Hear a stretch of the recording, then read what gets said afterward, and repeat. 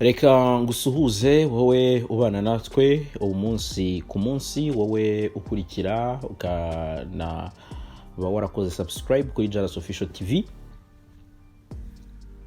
Umunsi ku munsi tukugezaho amakuru ajyanye n'imyidagaduro. Uyu munsi ngiye kubabwira cyangwa se ngiye kubereka uko banyampinga bacu babayeho muri bootcamp.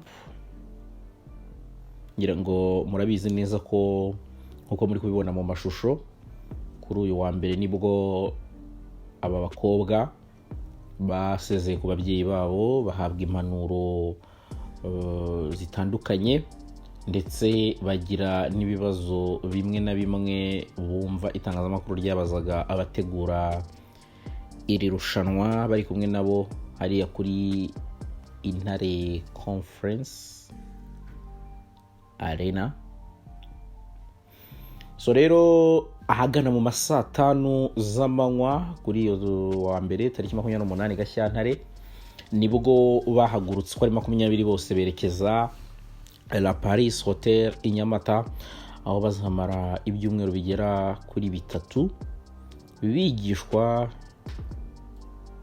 amasomo agiye atandukanye azabafasha kugira ngo haboneke uwegukana ikamba rya nyampinga u Rwanda 2022. So rero wenda ngira ngo murabyuka ko mu mashusho aheruka twari twaberetse uko bari bameze, nkuko muri kugenda mubibona bajya guhaguruka.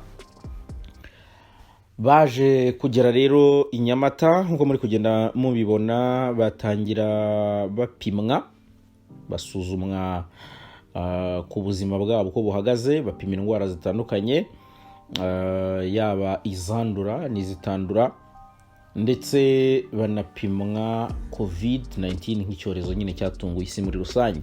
So rero ngira ngo nkuko umuvugizi wa Rwanda Inspiration Backup yagiye abitangaza, yagiye avuga ko ahanini aba bakobwa bapimwa kugira ngo babashe kumenya uko babatwara muri bootcamp. Avuga ati ntabwo byashoboka ko waba ugiye kumarana n'umuntu igihe cy'ibyumweru birenga 2 utazi uko ameze cyangwa se utazi ko ubuzima bwe buhagaze.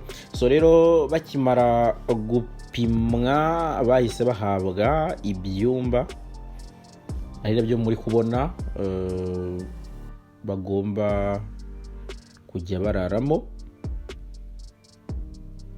So rero murabibona ko ni 2 kandi buri muntu afite igitanda cye. Ngira ngo muri kugenda mubibona mu mashusho ko bimeze, ni ibintu byiza. Urabona ko abakobwa rwose nabo ubwabo babyishimiye. Uko ari 20 rero uhereye kuri Ruzindana Keria nimero 47 wabonye passe bwa mbere, kubera ko n'ubundi yarushije abasigaye bose amajwi menshi, ukageza kuri Uwimana Janet ari nawe usa nkaho yabonye passe bitewe na nimero wenda ari uwa 20 nimero 68. Uyu ni umwe mu bakobwa nabo bari mu irushanwa bafite igikundiro hanze aha, kubera ko wenda yitinyutse kandi afite ubumuga bwo kutumva no kutavuga.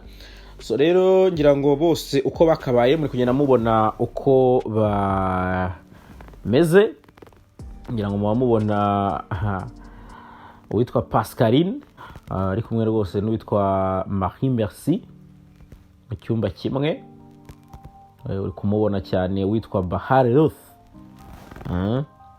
shuti warumaga cyane, na Keve rwose musuhuze aherereye niba akurikiye iki kiganiro. Uwimanzi Vanessa urabona ko rwose yishimiye uburiri agiye kujya araraho. Hanyuma murabibona ko aba bakobwa bombi cyangwa se uko ari babiri bagiye kujya babana mu cyumba, bagomba kuba batekanye nyine nk'abantu bari mu mwiherero. Telefoni bakayikoresha gake gashoboka kugira ngo wenda babashe gusuhuza imiryango yabo n'inshuti, ariko by'igihe gito. Ngira ngo murabizi ko uwitwa Uwimana Janet afite umusemuzi ururimi rw'amarenga, nawe bakaba bari kumwe, yitwa Uwinyange Beata ko batamuzi. So ni ibyo ngibyo rero umuntu yaba ababwiye. Kugeza ubu ngubu aba bakobwa bagiye kumara ibyumweru 3, ariko nk'uko wabyumvise mu ijambo rya Meghan, nk'uko wabyumvise muri interview yaduhaye hano, wumvise ko bizajya kugera kuri finale. Muri aba 20 hari 10, kuvuga ngo bari top, bari imbere y'abandi. So bivuga ko mu mwiherero rero naho ari ukwitonda, si ukujya kwirara. Bityo rero ubwo ni nayo mpamvu wenda ntekereza ko aba bakobwa basabwa kugira concentration iri hejuru, hari uko kudakoresha telefone cyane no kuba bize mu bindi bintu bitari amasomo bahabwa muri uyu mwiherero. Ngira ngo rero muri kubabona bose ko ari 20 bahaguruka rwose hariya kuri Intare Conference Arena. Murababona rwose uko bari bambaye amakanzu asa, bameze neza cyane.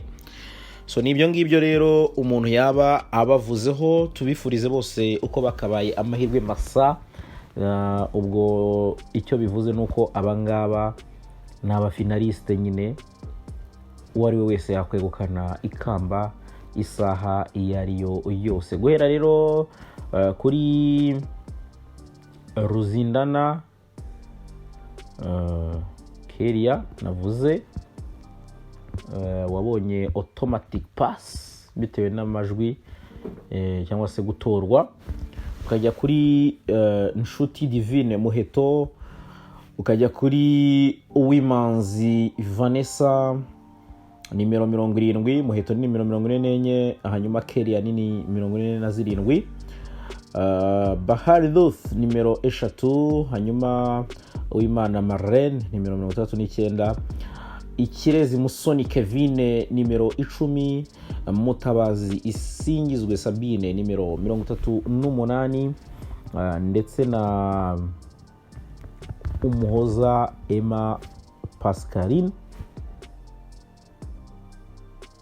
nimero 53.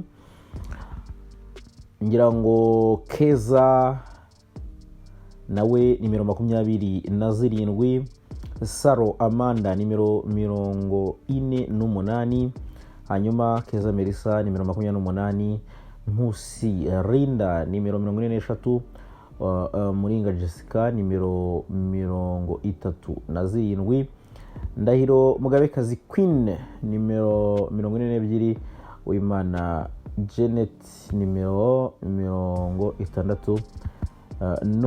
Abo ngabo nibo bakobwa bari mu irushanwa. Ngira ngo kugeza ubu ngubu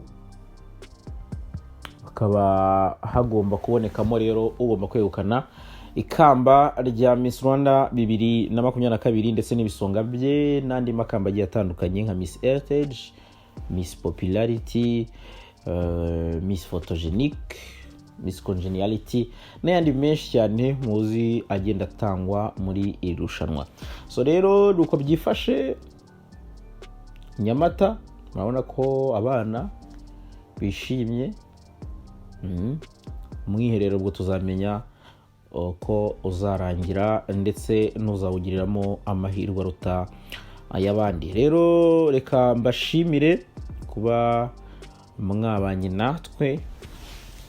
Jaras Official TV nakagaruka, mukore subscribe, mukore share ku biganiro byacu tugenda tubagezaho. mwakoze, bye bye, ciao ciao.